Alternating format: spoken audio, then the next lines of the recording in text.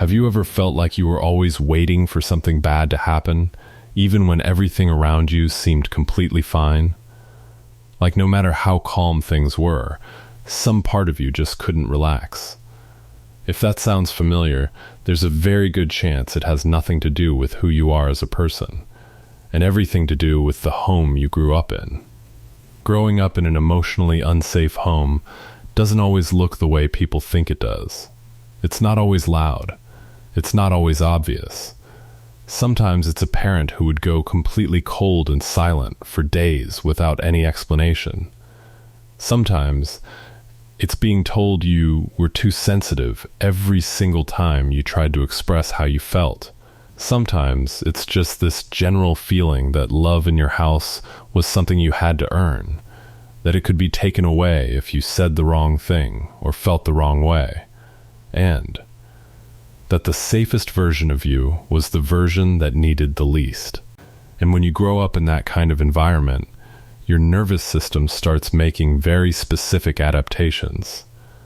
You become incredibly attuned to other people's emotions. You start picking up on the tiniest shifts in someone's tone, the way their face changes, the way a silence feels different from another silence. You learn to scan the room before you fully enter it, to gauge the mood, to figure out what kind of version of yourself you need to be in that moment. And the reason you got so good at this is because at some point, it actually mattered. It kept things calmer. It kept you safer. The problem is that your nervous system doesn't automatically know when the danger is gone.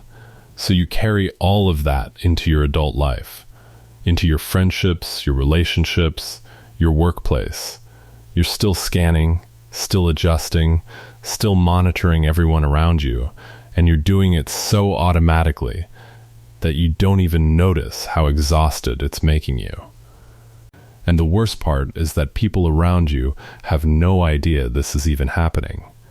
From the outside, you seem completely fine, attentive even. What they don't see is that behind that attentiveness is a nervous system that never learned how to fully rest. One of the most painful parts of this is that so many people who grew up this way genuinely didn't know it wasn't normal, because your childhood is your only reference point.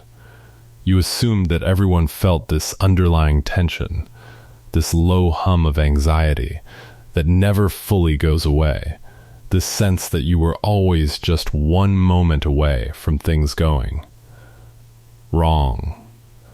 And when you slowly start to realize that not everyone feels this way, it's a strange kind of loss, because it means something was taken from you that you didn't even know you were missing. There's something else that happens in these kinds of homes that doesn't get talked about enough. You start to disconnect from your own sense of self. When your emotions are constantly dismissed or punished, you stop trusting them. When your perception of what's happening gets corrected or denied often enough, you start to question your own reality. You begin to wonder if maybe you really are too sensitive, too much, too dramatic. And over time, that self-doubt becomes the background noise of your entire life. You second-guess your feelings. You second-guess your decisions. You look to other people constantly to tell you whether what you're experiencing is real or valid, because somewhere along the way you stopped being able to trust yourself to know. Something else that happens when emotions aren't safe to express is that you stop expressing them, and eventually you stop fully feeling them. You learn to push things down so efficiently that one day someone asks you how you're doing, and you genuinely don't know. Not because nothing is happening inside you, but because you've been disconnecting from it for so long that you've lost the ability to access it easily. You become the person who is always fine, always okay, always managing. And people around you might even admire that about you, not realizing that what they're seeing isn't strength, it's a coping mechanism you built when you were very young and very alone with your feelings. And then there are your relationships. You want closeness. You want to feel truly known by someone.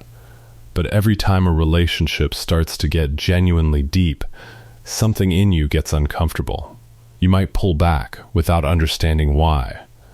You might find yourself pushing people away right when things start to feel real, because somewhere beneath all of it, your nervous system learned that closeness comes with unpredictability. That the people who are supposed to love you the most are also the ones who can hurt you the most, and it's trying to protect you from that by keeping everyone at a safe distance. And because of that, you might have developed a very complicated relationship with your own needs. Asking for help feels uncomfortable, almost shameful. Expressing that you're struggling feels like a weakness you can't afford to show. You've become so used to handling everything on your own, so used to being the one who doesn't need anything, that even in relationships where it would be completely safe to be vulnerable, you can't quite bring yourself to do it. Not because you don't want to, but because every time you even think about it, something inside you braces for the possibility that your needs won't be met, or worse, that they'll be used against you. None of this means you are broken. None of this means you are incapable of healing or of having the kind of relationships and the kind of inner life you actually want. What it means is that your mind and your body did exactly what they were supposed to do. They adapted to keep you safe in an environment that didn't always feel safe, and those adaptations made complete sense then. The work now is just gently helping your nervous system understand that the environment has changed, that you are not that child anymore, and that it is okay to slowly, carefully start to put some of those defenses down.